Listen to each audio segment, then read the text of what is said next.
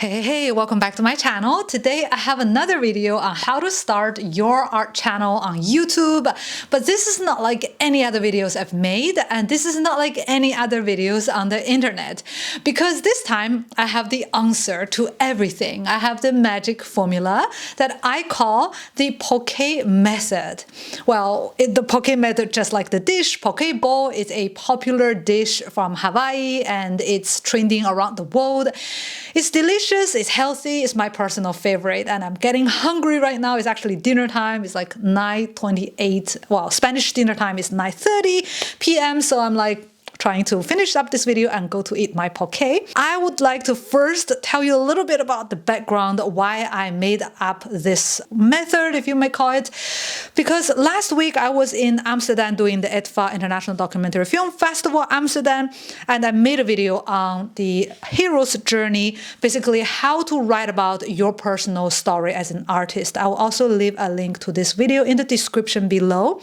And after I've uploaded this video, a viewer of mine, who is also a Patreon for our Patreon page, he wrote me saying that the video was great, he really loved it, he took a lot of notes, and he was about to make his video. But when he was about to start, he realized he still did not have idea on how to actually execute this theoretical ideas. And I think he was absolutely right. I tend to get a bit too theoretical when it comes to filmmaking or video production, because I've been studying film all my life. If you may say, I did my bachelor's, master's, and now I'm doing PhD in filmmaking. So I could get a little bit too academic, and that's not a very positive thing, because what artists need is very easy to follow, actionable step-by-step guidance. So I was in the poke restaurant near my hotel room in Amsterdam eating my dinner, and I was thinking about this comment that I had, and suddenly I realized one thing. Everyone who knew poke or who didn't know poke, he could walk into the poke restaurant and follow the simple menu and compose a dish that he will like exactly the way he like. And I realized that it's a perfect metaphor for this method that I'm trying to perfect. This is my first draft. So if you have any suggestions, please leave me a comment in the comment box below. I come up with a system that helps artists find new ideas and build a very good, consistent viewership. It's not just one size fits all, but one-on-one, at the same time, a universal way to do things. And that's why I was very excited to make this video today, to tell you a little bit about what I found out, the poke method.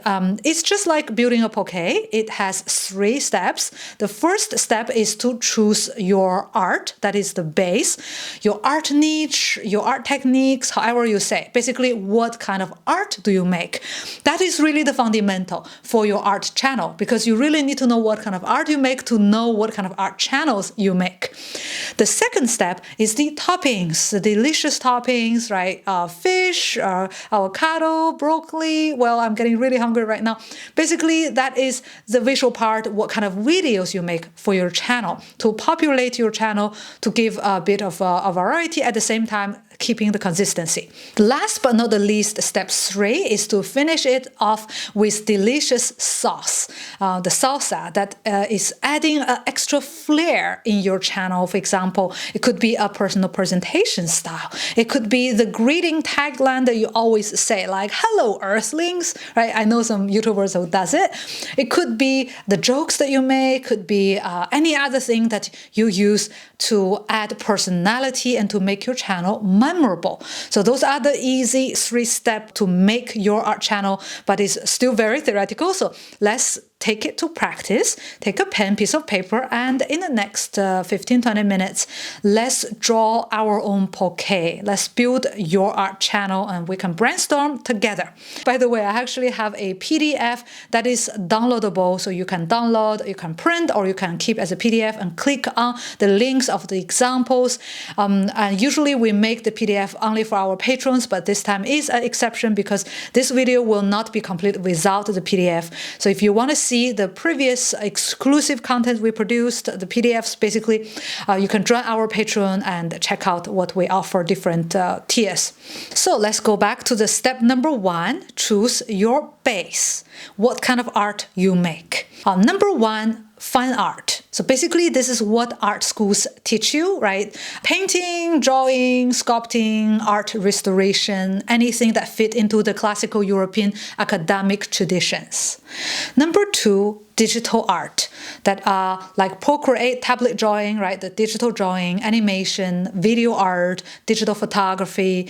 I'm a photographer and I use mainly digital. So if I'm about to start a art channel, likely I will start a digital photography channel. I know that many photographers consider themselves as a fine art photographer, not digital art photographer. Well, that is definitely true that photography can very well be fine art. But as a photographer who did not go to art school, I went to film school, I got told a lot. People say from the art world, you're not a real artist, you didn't know how to draw, you didn't do MFA, show me your drawings, that's the only way you prove that you're a real artist, blah, blah, blah. I'm not saying what they say is right, but what they say exists, and that's the problem. If you build a channel that is focusing on digital photography and you start integrating very traditional things like art restoration, the people who like digital photography will unlikely to also like art restoration. Vice versa, if you start a fine art channel and suddenly you do some kind of Procreate drawing, people might just unsubscribe because they might not like the other half of what you're doing, and you're basically fighting against yourself, and your viewers can comment badly against each other on your channel. That is not exactly very positive for your mentality. So I would say definitely keep them separate. If you want to open another channel, go ahead and do it, but keep every channel within this little box. Number 3, craft. That is like ceramics, embroidery, paper cutting, glass blowing, anything that requires a pair of skillful hands. I don't really need to emphasize what is craft. Number 4, performance art. Performance art is actually very good on YouTube because YouTube has a majority of the content based on performing arts like movies, theater, dance, music. So performance art can go very well. For example, Jan Hagen Eriksson, he became an internet sensation in 2019 after he posted this 2-minute compilation of him popping up balloons, and it went viral on Twitter and accumulating almost 10 million views in just 24 hours, and he became an internet sensation being a performance artist. Number 5, installation. Installation can be part of digital art or fine art. I keep it separate in a different box because I think it can be very promising when YouTube develops more virtual reality, 360 interactive immersive videos so that you can showcase your installation works in a whole new level. Number 6, street art. Actually, we started out as a street art blog, and then we became more like a graffiti, stencil, paste up, poster art. Also, you can even expand it to other urban art, such as urban architecture, urban culture, like urban sport, like skateboarding, parkour. It can be also fashion, like urban fashion. Number 7, printing. Printing or printmaking can be very well a part of craft or even fine art, depending on what kind of print you make. But here I keep it separate because YouTube has this option to integrate print-on-demand web stores directly on your video just below, so you can click and purchase many different kind of products that you offer without having to make them. That's why it's kind of different on YouTube from craft, because you can sell directly on YouTube the merchandise, the print. Number 8, conceptual art. Conceptual art is a very interesting case here because personally, I don't know any conceptual artists on YouTube or even online who has a big following. So let me know if you know someone who is like that. I would say if Yves Klein was born 50 years later, he would be a very successful conceptual artist on YouTube. I'm pretty sure that. Of course, there are many other things I didn't mention because of the time, like fashion, makeup, nail art, food art, art or whatnot, right? Like culinary is art as well. Video game and art history basically is the theoretical part of art that can fall under the fine art category, but you can also make your own bubble. But here I put things in boxes not because I enjoy putting things in boxes. It's because I think if you put yourself in a niche, in a box, you kind of constrain yourself to develop only here, and only if you have all the energy developing this kind of art or niche on YouTube, you'll be able to be known for this. You'll be able to fully establish yourself in this domain. If you go everywhere, people will not really remember you for 2 or 3 different things. So you're basically dividing your attention, your energy, and money and time onto different segments, and finally you might be a jack of all trades, master of none. Step 2. Now let's go to the toppings, the most visual part, the part that usually that makes the poke very good looking and delicious. Here I give you 16 ideas. You can go beyond the 16, but I challenge you to choose a primary. They are the 80% of your videos, and then you can choose a secondary that are 20%. And every time you can choose a different secondary. Let's say you make 10 videos, 8 videos are basically one kind of video, and then the other 2 videos can be different, and every 10 videos you make you can change, so you can experiment and explore and see what exactly kind of videos that you should be making that people actually enjoy watching. Number 1, how-to tutorials. This is the bread and butter of many artists, and many great tutorials online like Andrew Tischler, he's a very good example. Check it out. I have the link in the PDF you can download with a link in the description below. Number 2, speed painting or time lapse. Basically, they are the same thing for the results because although they are 2 different things, but in the end, you have a speed up video without audio. So likely you have to put a voiceover, and likely you have to put music as well. I'll give you a good example. Lena Denia, she's making beautiful tutorial / speed painting. So she's speeding up some segments so you can actually combine the 2, right? So it doesn't have to be a separate video, like one is speed painting, one is how-to. You can actually mix. Number 3, vlog. If you are an art school student, this is a great opportunity for you to vlog about, right? Like a day at art school. And there are many big channels that produce very interesting content that are artists / vloggers. Number 4, paint with me lifestyle videos. I say paint with me is a lifestyle because it's like get ready with me, it's like study with me. You are showing your daily life, but not really showing on camera. Like when you talk about what happened at art school, you don't point your camera because maybe for the privacy or maybe your mates are not comfortable appearing on your channel. So you can have this paint with me session where you actually talk about what happened today without having to show the actual footage or B-roll footage, if you may say, so that you can keep some aspects of your life private. Number 5, interviews. There are many great interview channels like the Louisiana channel is a channel I personally follow. They make interviews to artists and art professionals. Number 6, remote interview and webinar. After the COVID, many people couldn't make interviews, so they switched to remote interviews using Zoom, Skype, Riverside FM. Personally, I make interviews on Riverside FM. I find it very easy to use. If you want, I will make a tutorial telling you how to make it. It's quite of a no-brainer. So the only thing is that you do need to pay. So that's the only downside. Number 7, art critics or art market critics or reviews. Basically, you talk about your own personal opinion on certain things, such as a book, a product, a service, artist, art movement. The art assignment is a good example. Number 8, art therapy. So art therapy is therapeutical art videos that focus on the well-being of your audience. So instead of saying your life, your technique, or anything happened in your day, you basically use art as a method to make your audience feel at home, to make them feel better with themselves, with their life. You can do it with a classical art therapeutical method you learn at school, or you can do it any other way as long as you make people feel good. That's basically your purpose. And to my surprise, I didn't find many big art therapy channels. If you know any, also let me know in the comment below. Here I have like a smaller channel, but it's quite a classic art therapy channel. Number 9, podcast. Podcast is like a webinar or interview. The difference is usually a monologue. Not necessarily you can have guests, but likely when you don't have guests, it's just you talking. And you can also put time-lapse videos on top. But podcast is meant to be consumed when people are busy doing some errands or like driving, commuting to work. So they don't necessarily have to watch the video to get what you are talking about.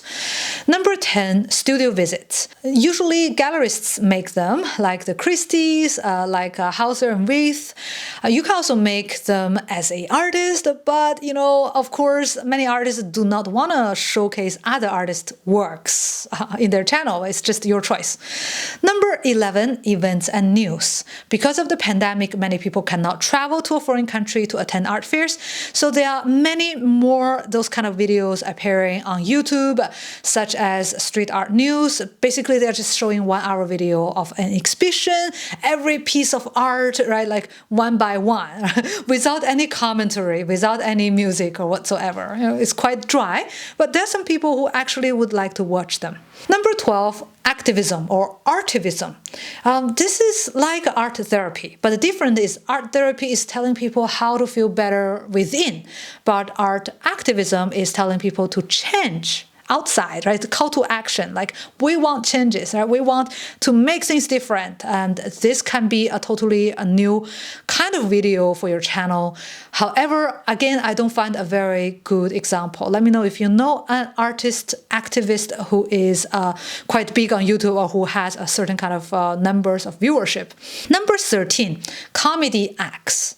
Stand-up comedy is a very big thing on YouTube as well. And if as an artist, you can make sometimes a very comedic videos like this kind of, expectations versus reality, or you can just be humorous about the stereotypes of artists, or like, people interact with you or your family member tell you. You can create this kind of scenarios, or you can act out your internal struggle in a hilarious way, like Robin Selark. If you know her Hoodie Man. Number 14, fun art. Fan art, I put it separately because it's very different, because you are basically based your videos on someone else's IPR, intellectual property rights. So you have to be very careful with it. And if you are a artist who want to establish yourself in the art market, working with galleries, I would be very careful going to fine art, because if you're not careful, you show yourself as a selling artist and people can think that you are selling the fine art as well, then you can get into trouble because of the copyright holders can think you are making money based on their creations. Number 15, documentary films. So documentary films is my study subject for this PhD program. If you are going to make a documentation of your art school, for example, instead of shooting 5 minutes every day and publishing it right away, you save your materials for a year, 2 years, or even 4 years. When you graduate, you edit a longer version video of the clips that you had during the 4 years, and you create this kind of story. That is practically a documentary film. Number 16, live streaming. So live streaming is very good for a channel that is a slightly bigger, like you actually have some people would be watching your video simultaneously, so they can like join this live streaming, they can talk to each other, and you can actually see people are watching you when you are making the video. ZHC did this 24-hour drawing PewDiePie nonstop. It was quite a good video, very successful, because he is actually very big. Now you have heard the 16 video ideas for your art channel. You don't have to make all of them, choose a primary, choose a secondary, and then rotate the secondary. When you find this is actually the thing you want to do, then you can switch and you can make the secondary primary and then make the primary secondary. Now let's go to the step 3. That is the sauce, the dressing to finish your delicious poke bowl. So here I give you 16 different presentation styles or emotions that you can convey in your video. Of course, human emotions are a lot more sophisticated and you can do a lot more than this, but here you choose a primary and a secondary. I would not really recommend you try to mix a whole lot of different things because that can be a little bit inconsistent and your viewers can get really confused. Let's go through it quickly. Number 1, informative. So basically you want to squeeze as much information as possible in one video. It can be saturating. Like people told me that my videos are a little bit like saturating, like they didn't consume the information and it was already gone to the next point. Let me know if you feel this way. Number 2, entertaining. This is something I never get how to do. Basically, entertaining is like really is art. Number 3, educational. I didn't find a better word. Here I mean pedagogical. So you basically create this safe environment for your students to ask you questions, to not feel stupid to ask and not feel afraid to make mistakes when you are teaching them. Number 4, inspiring. So you show there is another life out there. There are different possibilities in the future. So people can say, oh, I didn't know that before. Now like I'm open to the whole new world. Number 5, objective. This is very important if you're doing reviews because you want to show that you keep a neutral objective standing point and you're not paid to have words squeezed into your mouth. Number 6, controversial. This I really did not find a better way to say. Controversial here, what I mean is to be open to debate, to say two sides of the coin. Let's say if someone asks you to make a video on should I go to art school? You say yes and no. And I know this can be a little bit self-contradictory, but it's very good to give the audience two sides of the story so they don't just look at one and have like a very simple-minded and single-minded. You give a holistic view on things. Number 7, humorous. Well, this is just like being entertaining, but even more difficult. This is something that I will try to get maybe in 20 years. Number 8, positive, happy-go-lucky kind. Now it's very difficult to be positive with the pandemic, with the economic situation. So if you can bring positivity to the world, that would be a great contribution. Number 9, energetic. Oh, well, this is something I got said a lot. I got commented a lot. They say, oh, you have a lot of energy. Well, energetic was not really my intention, but if you think so, this is actually a good thing, right? So I will keep my energy up. Number 10, motivational.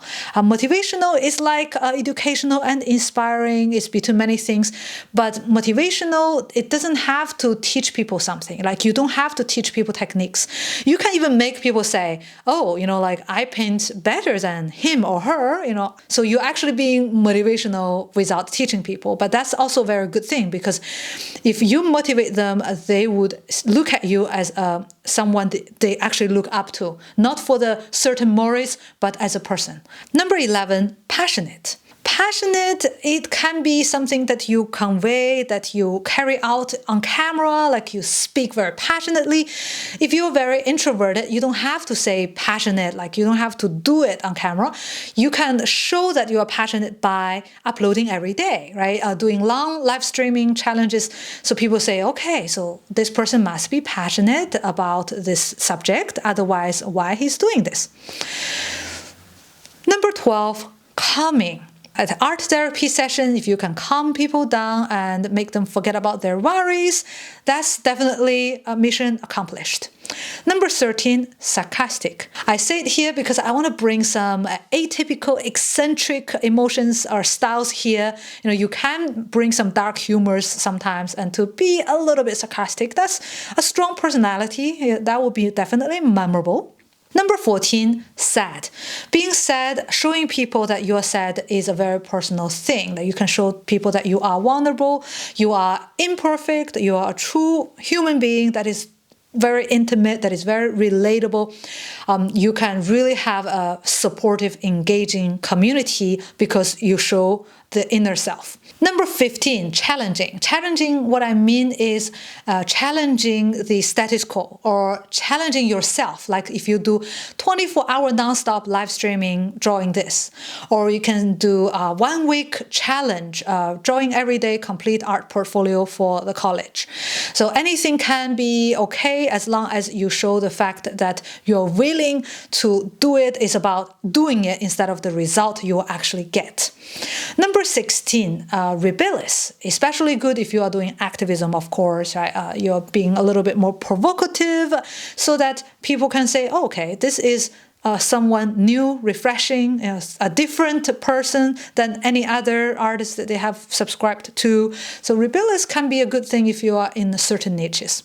Now it's your turn to take pen, piece of paper, and write down, what is your art, what is the video, what is the emotion. And once you have that, you can reformat it into a one-page strategic plan for your art channel. Maybe that sounds very bureaucratic, but if you don't want to do it, you can just draw a beautiful bouquet with symbols and with some writings, and you can put it on your wall and stick to the plan and try it for at least 1 year. And if you stick to the plan in 1 year, I'm sure you will be monetized. There's no reason that why you shouldn't be. I started a second channel a year ago in Chinese, so it's like this channel but in Chinese language with slightly different content, more localized and more tailor-made for Chinese audience. And in 1 year, even that got monetized. You have to know that in China, you are not allowed to actually watch YouTube. It's blocked, even though I was able to attract the rest of the overseas Chinese to watch that channel and have it monetized. And that's why I'm confident to tell you that if you write down this plan and stick to it, you will be able to get there as well. So that's an extra long video. Just now the camera stopped because it recorded up to the 30 minutes limit, so I know it's time to stop. I'm not sure if you are still here with me, so if you are, thank you so much for watching. And here I would like to use the opportunity to say thank you to our lovely patrons. Thank you very much for your support. Alright, so that's all for today. See you in the next video.